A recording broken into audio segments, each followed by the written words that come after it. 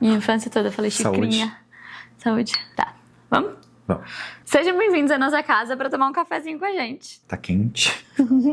A gente já conversa bastante com vocês lá no Instagram, mas a gente queria muito trazer esse formato de vídeo pro YouTube, talvez um pouquinho mais longo. Por favor, já deixe seu comentário pra saber se você gostou desse tipo de vídeo. Até pra gente poder aprofundar um pouco, porque eu sinto que no Insta, às vezes, as coisas acabam ficando meio rasas. A gente tenta colocar muita informação, mas 1 minuto e meio é pouquíssimo tempo e a gente tem que fazer muito corte pra que fique uma coisa frenética e prenda a atenção das pessoas também. E tem tanto assunto que é tão legal de conversar e tem tanta coisa pra falar, assim, tanta experiência pra compartilhar. Por exemplo, esse. Vale a pena mudar de país por causa de um contrato? Não chega a ser um clickbait, mas só quero fazer um disclaimer que, assim, quem vai decidir isso é você. A gente vai falar um pouquinho da nossa experiência e compartilhar as nossas opiniões, de repente alguma coisa que você ainda não pensou. Vocês também podem compartilhar coisas que a gente não pensou aqui nos comentários e a gente vai tendo essa conversa, essa troca. Olha, essa pergunta vem de 2 pessoas que mudaram do Brasil para a Rússia. Eu com 19, Nando com 20... Por causa de um contrato profissional. Então a gente fez isso, a gente fez de novo vindo para os Estados Unidos, mas a gente queria muito adentrar aqui em alguns tópicos. Eu acho que a gente pode começar falando que a gente quase foi pra Sibéria. A gente quase foi pra Sibéria, ainda bem que a gente não foi. Sabe o que eu acho? Calma, não fala assim, ainda bem que a gente não foi. A gente não sabe como é lá também. Foi ruim, né? Tá, eu acho que ninguém da Sibéria vai estar assistindo. Poderia ter sido muito bom, mas a gente não sabe. A gente acha que seria mais difícil, teria sido mais difícil. Com certeza mais difícil, porque quando a gente tava no Brasil, a gente nem sabia o que era um frio de tipo menos 27 graus, que foi a menor temperatura que a gente pegou na Rússia. E a gente tava na parte mais quente da Rússia. Exato, a gente tava numa cidade quente, que eles consideravam quente. Mas o que eu queria dizer é que eu acho que quando os bailarinos, principalmente no Brasil, quando a gente tá numa escola de formação, e aí chega aquele momento de tipo formatura, e aí é o momento de você mandar audição, é o momento de você começar a procurar uma companhia profissional, é um momento de muita angústia, é um momento muito difícil. É um período de muitas incertezas, então a gente meio que sai tirando pra todo lado e às vezes a gente acaba não pesquisando sobre as cidades, sobre a qualidade de vida, sobre outras questões. A gente sobre meio salário versus custo de vida. A gente vê também. um vídeo da companhia e aí a gente fala, nossa, olha, a companhia parece legal, tem uma sala boa, quero dançar lá. Sim, foi meio... A gente foi assim. Não sei se você já passou por isso, conta aí, ou se você ainda não passou, tenta prestar atenção no que a gente tá falando. Porque a nossa vida pessoal, ela importa muito também. E às vezes no balé, principalmente, como a gente fica muito focado no balé, e balé é 100% da nossa vida, a gente fica tipo, não, a companhia eu tenho que gostar da companhia. Tipo assim, a companhia tem que ser uma companhia boa. E em alguns casos, quando você começa a receber muitos nãos, porque é o que acontece, você vai receber muitos nãos até você encontrar um sim. Aí você começa a ficar angustiada, agoniada, e você fala, qualquer lugar que me quiser eu tô indo. Tipo assim, qualquer sim que me der, eu nem quero saber, eu só vou. E também tem que cuidar pra gente não fazer o oposto, porque eu acho que de início a gente quer ir pra grandes companhias. A gente quer ir pra aquelas maiores, aquelas que a gente tá sempre vendo, não é assim, e tipo assim... gente. São lugares que muitas vezes é difícil de entrar, que tem poucas vagas, que tem algumas exigências muito específicas. E aí, às vezes, você vê uma pessoa que conseguiu entrar numa companhia muito grande, assim, de primeira, e aí você fala, nossa, é super... É possível. É possível, óbvio que é possível, mas para muitos casos e para muitos bailarinos, às vezes é melhor começar numa companhia menor e aí ir crescendo, e aí ir para outros lugares, e aí vendo o que você quer pra sua vida também, sabe? Acho que também uma questão no Brasil é que às vezes as pessoas não percebem como existe diferença de bailarino de festival e bailarino que tem uma pretensão de ir pra uma companhia profissional. Existe muita essa diferença, mas acho que é tópico para outro vídeo, né? Provavelmente, mas só pra compartilhar algo que eu tava pensando esses dias, até conversando com os amigos aqui na companhia, estamos tendo os ensaios de Copélia. É a versão de Balanchine. A gente tava comparando outras versões e falando sobre outras variações. Papo de variação, assim, aleatório. Aí a gente conversou sobre como, quando a gente tá na escola, a gente quer fazer a variação, tipo, com muito truque, no nível mais difícil, e coloca pirueta em tudo. Salto é double tour, você quer colocar um triplo. Porque você vai fazer só uma variação de 1 minuto. Mas quando você faz um balé inteiro de 1h30, de 2 horas, sei lá, um balé de 3 atos, tipo, chega no final do balé, você já tá morrendo, você já não tem energia pra fazer tudo aquilo, e nem é mais tão importante fazer tudo aquilo. Muito daquilo nem vai conversar com o personagem. Então, até em relação a isso, a nossa cabeça muda muito, né? Mas realmente papo outro vídeo. Mas enfim, só quis compartilhar assim, porque a gente vai mudando o chavinhas, né? E assim, no nosso caso, foi meio que isso que aconteceu. A gente recebeu a oportunidade de ir pra Voronezh, nós dois juntos. A gente queria uma companhia que aceitasse nós dois juntos. Qualquer companhia que dissesse assim, a gente ia ir. Era meio que essa a nossa premissa. Aí a gente decidiu ir pra Voronezh, que pareceu a melhor opção, e também era na Rússia. Então a gente queria muito estar na Rússia e tal. Foi meio assim que a gente um teatro estatal. decidiu. O repertório deles era muito grande, cheio de clássicos que a gente já acompanhava na escola, que a gente tinha um sonho, assim, né, de dançar. Sim. Mas também antes Mas a gente não pesquisou sobre a cidade, quase nada. Mas até a gente realmente ir pra lá, Foi tipo um ano de burocracia. Tem vídeo aqui no canal que a gente fala um pouco sobre isso, que foi bem angustiante, que a gente ficou nessa, tipo, será que eles deram pra trás?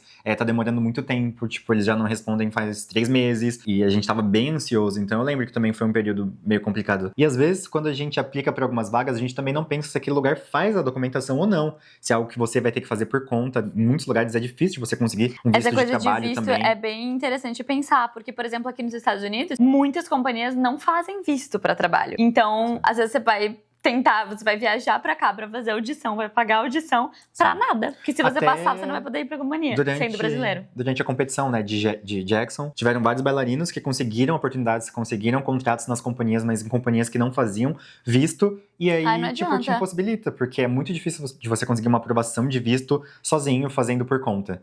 Aqui, só pra vocês terem um contexto, é a companhia que patrocina o nosso visto. Então, por isso que fica muito mais viável, assim. Mas é algo importante pra se pensar, independente do país que você tá pretendendo ir. Outra coisa que tem que entrar nessa conta de vale a pena ou não vale a pena é o que você gosta de dançar e o que você é bom. Hoje em dia, claro que a maioria das companhias do mundo inteiro tem tanto clássico até pelo menos, neoclássico ou contemporâneo. A maioria das companhias hoje em dia já tem contemporâneo também. Mas acho que é muito importante você pensar o que você quer dançar.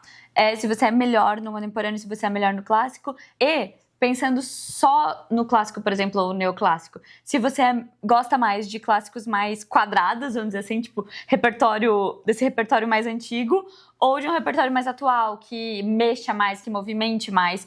Por exemplo, na nossa experiência, o clássico que a gente dançava na Rússia, o clássico que a gente dança aqui é muito diferente, não é? É muito diferente. E aqui a gente também vai ter experiência agora com Balanchine. Sempre a companhia tenta trazer trabalhos de Balanchine, a gente ainda não participou de nenhum, então estamos curiosos pra testar. E isso também é um mito, tá? Tem gente na internet que fala todas as companhias dos Estados Unidos são Balanchine, odeio Balanchine, eu já vi isso. E por que odeia, gente? Se você nem testou. Muitas dessas pessoas tem que testar. nunca A gente tá participando dançaram. agora do balé e é muito legal, e legal. a gente tá adorando. É difícil pra gente, mas é legal. E também não é toda a companhia que dança coisa de Balanchine, porque é muito caro. Pra companhia, custa muito os direitos de Balanchine. Então, quem mais dança é New York City, obviamente. Outras companhias dançam, mas são coisas mais pontuais, né? assim. Não é o ano inteiro dançando Balanchine. Outra coisa legal pra ficar atento é sobre os trabalhos, novas criações que as companhias têm, os coreógrafos que elas convidam, geralmente, tipo, o estilo em que se é dançado, né? Aqui a gente teve contato com muitos coreógrafos neoclássicos e contemporâneo, que tem uma movimentação que a gente teve que se desafiar um pouquinho mais, mas que agora a gente tá gostando. A gente torce pra gente estar nos elencos, né, de contemporâneo, de coisas que se movimentem de uma forma mais livre, que a gente consiga se expressar de uma outra forma. E são esses repertórios que fazem a sua rotina, que fazem o seu trabalho, porque você vai ficar ensaiando aquilo por um tempo, você vai apresentar aquilo por um tempo. Então é importante pensar nisso. Agora um tópico que eu lembro, quando a gente tava começando a procurar companhia e tal, eu procurava, tipo, salário em companhias de balé profissional. A gente nem tinha noção do salário, assim. E muita coisa que tem na internet também é meio errada. Eu tava procurando agora, tipo, recentemente pra preparar um material aqui pro Ballet Couple, mas tem companhias que publicam no próprio site, tanto que aqui no Atlanta eles colocam lá na parte de audição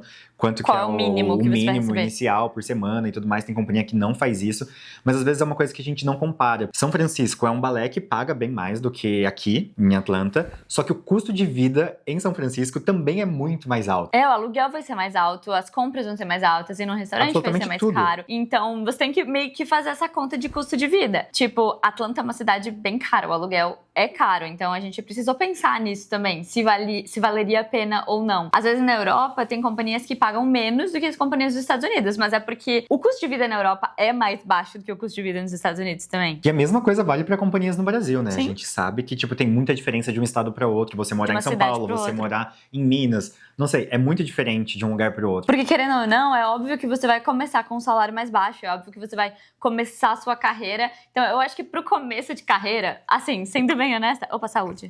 Putz, tarou. Qual é o próximo? Parou? Próximo.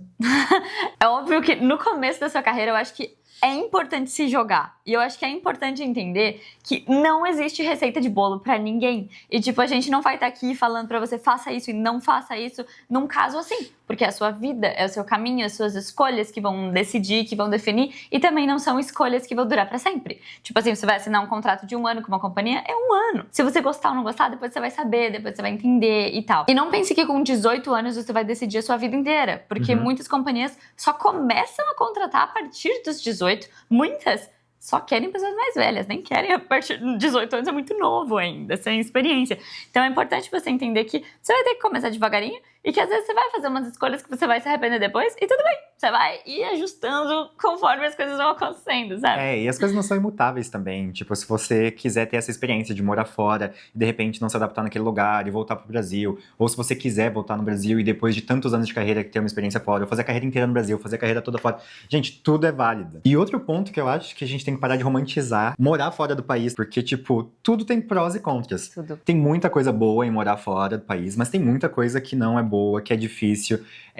Interação com outra cultura. Você passa por muitos perrengues, você aprende muita coisa, você curte, é legal, mas você passa por muita coisa que você não passaria se continuasse no Brasil. Idioma, relação com as pessoas também. E principalmente, eu acho que se você é apegado com a sua família, isso é uma coisa que conta muito. Às vezes, quando a gente tá junto da nossa família, a gente não percebe o quanto aquilo é importante. E aí, no momento que você sai daquele convívio, você começa a perceber o quanto aquilo faz falta. E sempre fez, pra mim sempre fez falta. Eu saí de casa, vamos dizer assim, com 11 anos de idade. Então, essa falta, ela meio que existiu, óbvio. Mas minha família sempre foi muito presente, mesmo que online, ou então me visitando nos feriados. E aí agora a gente se vê uma vez por ano, 2 vezes por ano, mas é um contato muito próximo, porque a gente fica toda semana, todo dia a gente conversa, se fala e tudo mais. Só que é muito difícil de manter e dá uma saudade que pesa muito, assim. Você sente isso? Eu sinto isso. Tipo, que às vezes a gente parece que se divide, assim. Eu tenho essa sensação que eu pertenço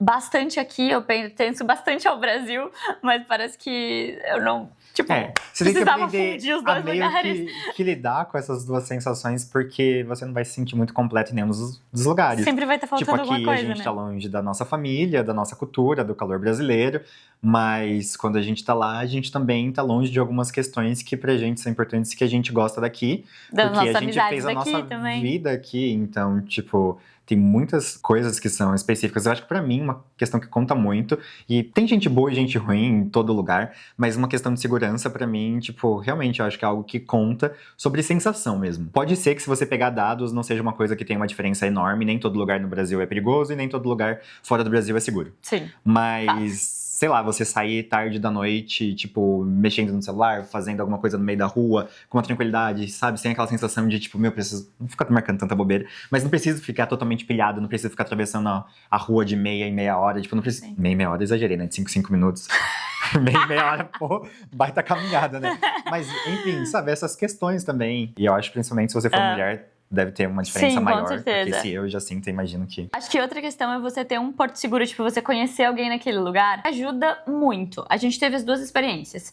Quando a gente foi pra Rússia, a gente não tinha ninguém na cidade que a gente morava, a gente foi literalmente só nós dois, e foi muito difícil essa adaptação no começo, porque a gente não falava russo. Então, tipo assim, foi muito difícil. Valeu a pena? Valeu a pena. É óbvio que valeu a pena, porque construiu as pessoas que a gente é hoje, construiu a nossa história, construiu a nossa maturidade, eu acho, né, em muitos lugares. Depois, quando a gente veio pra cá, a gente já conhecia uma pessoa, que foi o Gui, e a partir dele a gente conheceu vários outros brasileiros, e aí depois fez muitas amizades na companhia também, então hoje a gente tem um ciclo de amizades muito maior do que a gente tinha na Rússia, por exemplo. Então isso é algo que a gente não se importou tanto no nosso primeiro contrato. E agora essa vida pessoal, ela importa mais pra gente nesse momento da nossa vida. Então a nossa conclusão é o quê? Valeu a pena pra você sair do Brasil por causa de um contrato? Valeu. Valeu, Valeu né? bastante Pra a mim pena. valeu, né? Valeu bastante a pena. E eu acho que principalmente por isso, assim, tipo, de amadurecer, de ver que várias coisas que a gente tinha como verdade, meio que verdades absolutas, assim, a gente passou a não ter mais, a descobrir outras verdades também. Então, eu acho que, tipo, eu valorizo muito toda essa experiência que a gente teve e também os perrengues. Tipo, eu valorizo muito os perrengues que a gente passou e que hoje eu vejo como perrengue. Acho que antes eu, não sei se por questão de inocência ou, sei lá, quando você tá vivendo o momento, parece que, tipo, tudo é normal. E Eu acho aí que, agora... sabe, uma coisa que eu olho pra trás, eu percebo, eu acho que a gente sempre foi pessoas que viram o copo meio cheio. Você não tem essa sensação? Sim. Eu tenho essa sensação. Tipo, às vezes, se a gente olha pra trás hoje, a gente passou por coisas que talvez hoje eu veria de uma forma mais negativa do que eu vi na Sim. época. E talvez agora eu passe por coisas que daqui a alguns anos eu vou dizer, nossa, acho que a gente tem a tendência de ver o copo meio cheio, acho que isso é bom. Isso é bom. E você? Valeu a pena? Valeu sim. Eu também tenho essa sensação. Eu tenho a sensação de que algumas coisas me fazem falta, como eu falei do Brasil. E eu amo que a gente meio que tem duas vidas. Tipo assim, a gente tem a nossa vida aqui e a gente tem a nossa vida no Brasil, que a gente, claro, que tem a oportunidade, porque essa companhia tem 2 meses de layoff, então a gente fica no Brasil por 2 meses por ano. O que é ótimo. Isso é muito bom, porque a gente consegue trabalhar muito com o Ballet Couple, a gente consegue viajar, a gente conhecer pessoas novas, a gente consegue ficar um tempo bom com a nossa família. Então, assim, eu sou muito grata por isso, por ter meio que essas duas vidas. mas sim, valeu a pena. É como com se fossem, certeza. sei lá, dois filtros diferentes, dois mundos diferentes. O idioma eu acho que muda muito isso também. Faz com que a gente tenha personalidades diferentes. Sim. Personalidades, não caráter, gente. Tipo, não muda esse Não, ponto. Mas digo, personalidades. Eu vejo até a entonação de voz, quando a gente fala em um idioma como fala em outro. Nossa, muda a gente podia muito. fazer um vídeo sobre isso, né? isso Comenta é aqui algo embaixo se você acha que seria legal. bem interessante. É como um lugar também meio que te molda. Você acaba, querendo ou não, acompanhando o estilo de vida que as pessoas têm naquele lugar. A gente é influenciável. A gente influencia, mas também é influenciado por várias coisas. Pelo meio que você tá. E eu acho que a gente sempre sentiu muito isso, né? Como a gente muda e como a gente acaba tomando decisões baseadas no ambiente que você vive. Porque você se acostuma a muitas coisas. Você precisa se acostumar a muitas coisas. Porque senão é muito estressante viver num lugar que você não consegue se acostumar e se adaptar a nada. E também tem coisas que você não concorda e aí você vai aprender a lidar. Mas eu acho que a gente pode estender essa conversa para outros vídeos também. Um pra isso não ficar muito longo, outros pra gente conseguir abordar um pouquinho certos tópicos que a gente mencionou aqui, que a galera achou legal e de repente vai comentar aqui embaixo pra gente seguir discutindo. E aí, querem mais uma xícara de café? Eu quero, que a minha já tá vazia aqui. A minha não tá vazia, mas tá fria já.